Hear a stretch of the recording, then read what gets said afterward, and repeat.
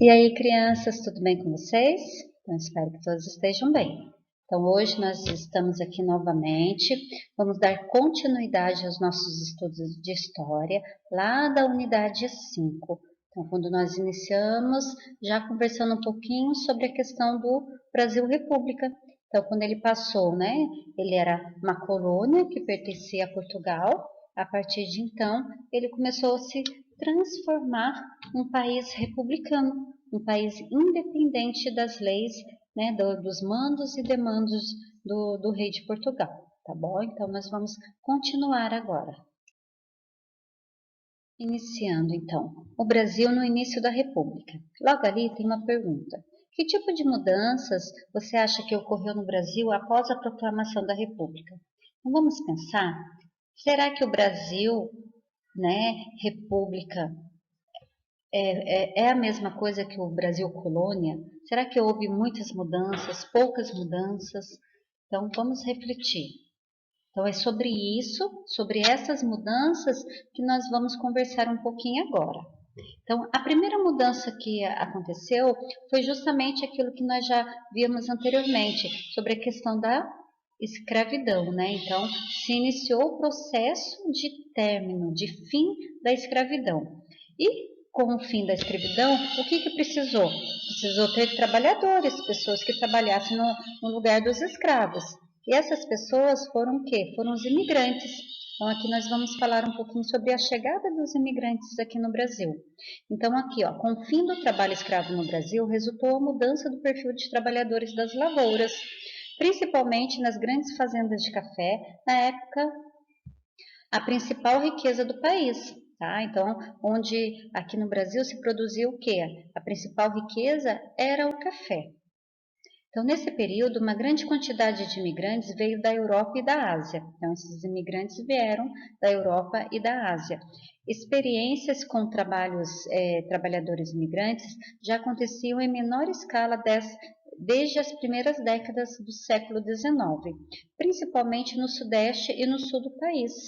Muitas dessas tentativas não deram certo porque se esperava que os próprios imigrantes custeassem as despesas da viagem e a instalação nas fazendas e colônias.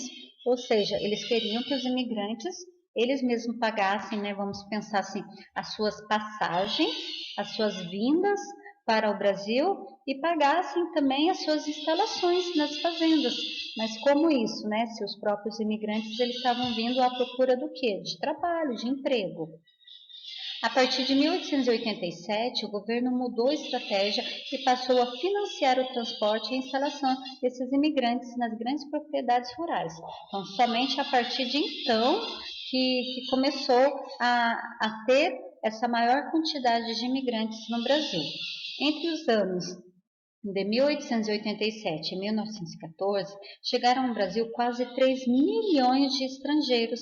A maioria deles eram italianos, portugueses e espanhóis.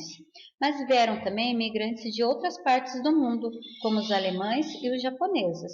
Então, lembrando que esses imigrantes, eles vieram para o Brasil para o quê? Para fazerem um trabalho que era realizado pelos escravos. Porém, eles tinham, podemos pensar assim, comparando com os escravos, eles tinham uma melhor condição, tá? Então, por quê? Primeiramente, porque eles eram livres.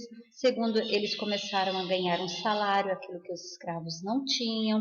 Então, começou a ter esse primeiro processo mesmo de trabalhadores. Podemos pensar de trabalhadores rurais. Então, a maior parte desses imigrantes vinha para trabalhar nas fazendas de café no estado de São Paulo.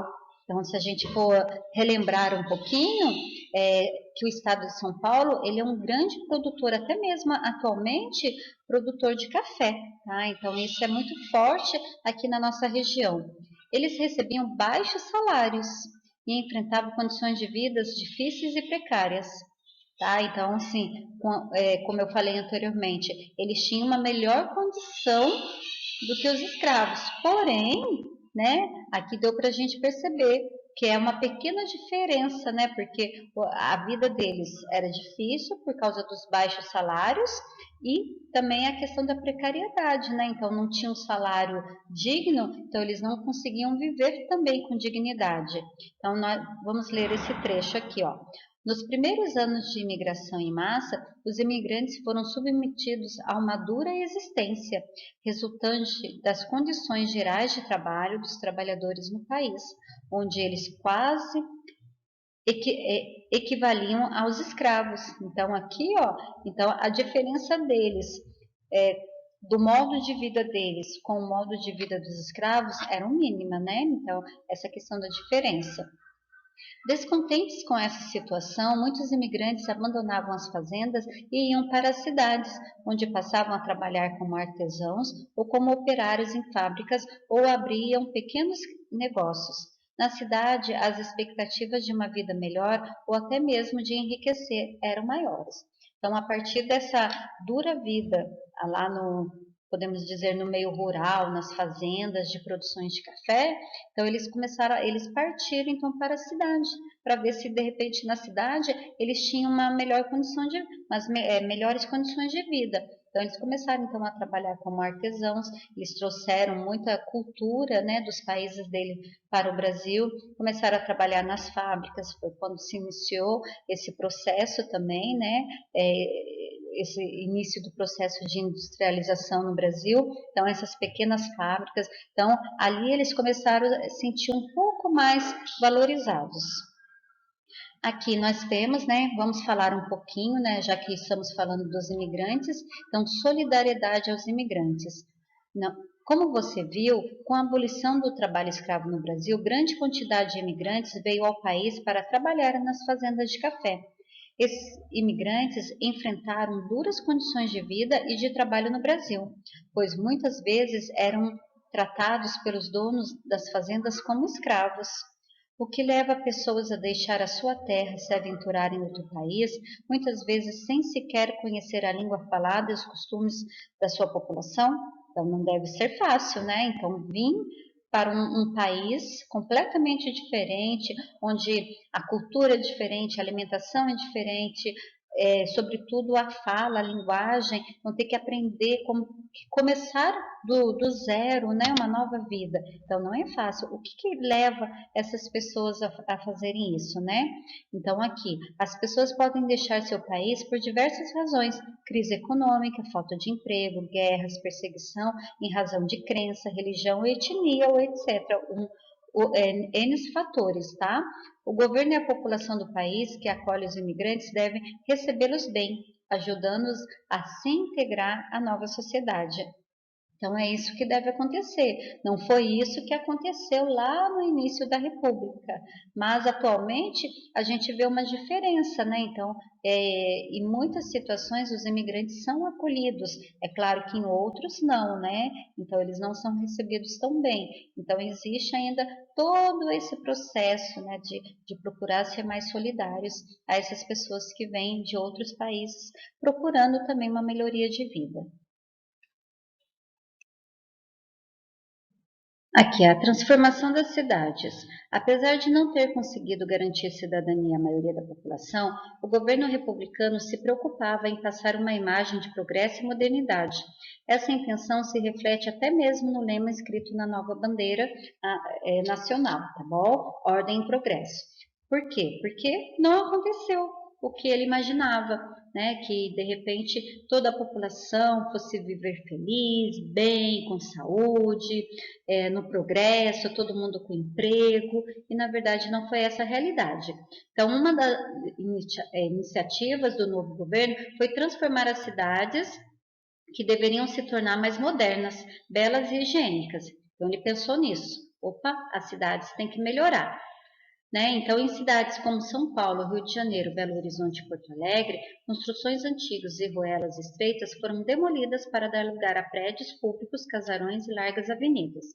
A população mais pobre que vivia nos cortiços foi expulsa do centro das cidades e acabou tendo que morar nos bairros das periferias. Mais tarde, esse processo levaria à formação de favelas e outras formas de habitação, que ainda fazem parte da paisagem das cidades brasileiras. Então, a gente vê todo esse processo. Então, lá no princípio, né, podemos pensar, é um processo que está acarretando até hoje, né? Essa questão da população mais pobre ser jogada, podemos pensar assim nas periferias, e muitas delas se transformarem em favelas, por quê? Porque nos grandes centros urbanos precisam morar as pessoas que têm condições melhores de vida. Então, desde lá já se pensava dessa maneira. Por quê? Porque os grandes centros urbanos é onde outras pessoas vão lá visitar. Então, precisa ter uma, entre aspas, né, uma cara bonita, casas bonitas, ruas bonitas e tudo mais, né? E a população mais pobre, mais carente, vai para a favela, vai para a periferia, tá bom? Então, aqui nós temos, mostrando aqui para gente, né? Então, o princípio, né? Lá, como que iniciou todo esse processo, tá bom? De que, dessas construções. Então, aqui é no Rio de Janeiro, então, com a demolição dos casarões, das ruas, então, foi esse processo. Aqui, outra iniciativa do governo foi tomar algumas medidas para higienizar as cidades. No início da República, os habitantes das grandes cidades sofriam com constantes epidemias, como febre amarela, a varíola, o tifo e a malária. Para prevenir essas epidemias, o governo promoveu a pesquisa de vacinas que combatessem essas moléstias. Então, ele começou a promover tudo isso, né? Então, a fazer essa pesquisa, porque precisava também acabar com essas epidemias que estavam acabando com a população, estava matando muitas pessoas, tá? Então, lá em outubro de 1904, para combater a varíola no Rio de Janeiro, o governo determinou a vacinação obrigatória da população. Então, todos eram obrigados, tá? Embora a medida fosse positiva e necessária, porque né, muitas pessoas estavam morrendo, ela foi aplicada de maneira autoritária, ou seja, né, as pessoas eram obrigadas a tomar e chegavam a invadir a casa das pessoas, tá bom? Então, quer dizer, foi positiva, a intenção foi boa, porém, a maneira que eles tentaram né, fazer com que as pessoas entendessem que era necessário a vacina foi de uma maneira negativa, né? Então, autoritária, impor, exigir, ok? Aqui falando um pouco sobre a rebelião na cidade. Então, o que, que foi isso? Todo aquele processo que nós vimos, né, da obrigatoriedade da vacina, da invasão nas casas e vacinar as pessoas ali de maneira né, agressiva, podemos pensar, as pessoas se revoltaram, tá? Então, assim, revoltadas com aquela atitude, as pessoas tomaram as ruas das cidades e protestaram durante várias semanas. Muitas pessoas foram presas e mortas, tá bom? E feridas também. Esse acontecimento, então, ficou conhecido como a revolta da vacina. Então, as pessoas se revoltaram, não contra a vacina em si, tá? Não a vacina, que a vacina era positiva, mas a maneira que chegou até eles, tá bom? Então, aqui vocês têm essa atividade para vocês estarem realizando e num outro momento vamos fazer a correção dessas atividades, tá? Então, não esqueçam de respondê-las. Então, aqui nós vamos conversar um pouquinho, né, fazendo a história, cidadania em ação, projeto de lei, tá bom? Então, em algum projeto de lei. Para a convivência em comunidade são necessárias regras e leis. Então, sabemos disso. Não podemos fazer o que queremos, na hora que queremos e como queremos. Existem regras, existe lei que precisamos seguir, tá bom? Para que se tenha uma harmonia, ok? Então, elas garantem o funcionamento de diversos setores, como educação, saúde, transporte, segurança, entre outros. Quem elabora e aprova a lei é o Poder Legislativo. Esse poder é representado pela Câmara dos Deputados e pelo Senado Federal, que juntos formam o Congresso Nacional, localizado em Brasília, capital do país. Antes de ser aprovado pelo Congresso Nacional, uma lei é chamada de projeto, ou seja, é uma ideia que pode ou não se transformar em uma lei no futuro. A aprovação de um projeto de lei depende de sua aceitação pelos representantes eleitos pela população. Todos os projetos de lei apresentados precisam estar de acordo com a Constituição Federal, que é a lei máxima do país, tá bom? Então, qualquer cidadão pode propor um projeto de lei, Então, qualquer um de nós, tá bom? Podemos propor. Veja no esquema a seguir o caminho de um projeto de lei, tá certo? Então, aqui nós temos aqui esse caminho, tá bom? Até a aprovação. Então, primeiro, o cidadão, o deputado, né? Ele pode propor uma lei, depois essa lei vai até o presidente da Câmara, que vai encaminhar todo esse projeto. Depois, tem toda uma comissão que se reúne, tá? Então, eles vão escolher alguém que vai relatar e que vai apresentar essa lei aos deputados. Depois, o presidente da Câmara vai determinar se esse projeto vai passar ou não vai passar pelo plenário, tá bom? E depois, se não for aprovado, o projeto de lei é arquivado, fica lá guardado, tá bom? Se aprovado também no Senado, o projeto de lei segue para a sanção, tá bom? Do presidente, daí o presidente que vai dizer se aprova ou não. Então, por fim, a nova lei é publicada no Diário Oficial.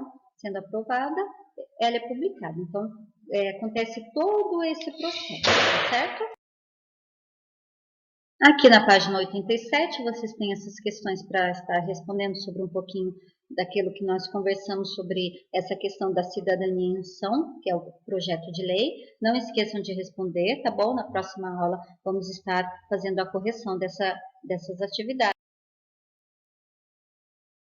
Então, com todo esse processo de república, teve também a questão das inovações tecnológicas, tá? Então, o crescimento das cidades brasileiras no início da república foi acompanhado pela chegada de novas tecnologias. Será que essas novas tecnologias eram acessíveis a toda a população? E aí, será que agora ela também é acessível? Todo mundo tem acesso às novas tecnologias? Então, vamos ver se esse processo é igual ao que acontece conosco atualmente, tá bom? Então, nas primeiras décadas da República, com as transformações urbanas e a chegada dos imigrantes, a população das cidades brasileiras crescia cada vez mais. Aos poucos, a iluminação elétrica substituiu a luz dos lampiões e os bondes movidos à eletricidade e os primeiros carros movidos a gasolina passaram a circular nas ruas. Também foram instaladas as primeiras linhas telefônicas. Então, quanta coisa aconteceu nesse início, tá? da República. Então, muitas mudanças, tá bom? Então, para atender as cidades que cresciam e se modernizaram, o governo criou sistemas de esgoto e de água potável, melhorou portos e ferrovias e construiu as primeiras rodovias para os automóveis circularem. E aí, será que toda essa tecnologia, será que toda essa mudança chegou a todos? Todos tiveram acesso a isso? Então, aqui, ó, mais tecnologia que chegou. A máquina de escrever permitia redigir texto sem usar pena e tinta. O fonógrafo possibilitava às pessoas ouvir música sem sair de casa e sem possuir um instrumento musical. O cinematógrafo, um aparelho que produzia imagens em movimento, forneceu as bases da indústria do cinema. Porém, a população mais pobre, que vivia em pequenos municípios do interior ou nos subúrbios das grandes cidades, não teve acesso a essas inovações. Então, infelizmente, a população acabou, né? A maioria da população, que é a população mais pobre, acabou ficando sem todos esses recursos tecnológicos, sem ter dentro de casa essas inovações, tá? 89, vocês têm também essas questões para estar respondendo. Não esqueçam de responder. E depois, logo adiante, lá na página 92 também, que é o Vamos Retomar, que a gente retoma um pouquinho de todo esse assunto que nós falamos agora, tá bom? Então, espero que esse momento de estudo tenha ajudado vocês, tá bom? Então, até a próxima. Fiquem com Deus. Não esqueçam de responder, tá bom? Então, tchau. Um abraço bem forte para vocês e um beijo. Tchau, tchau.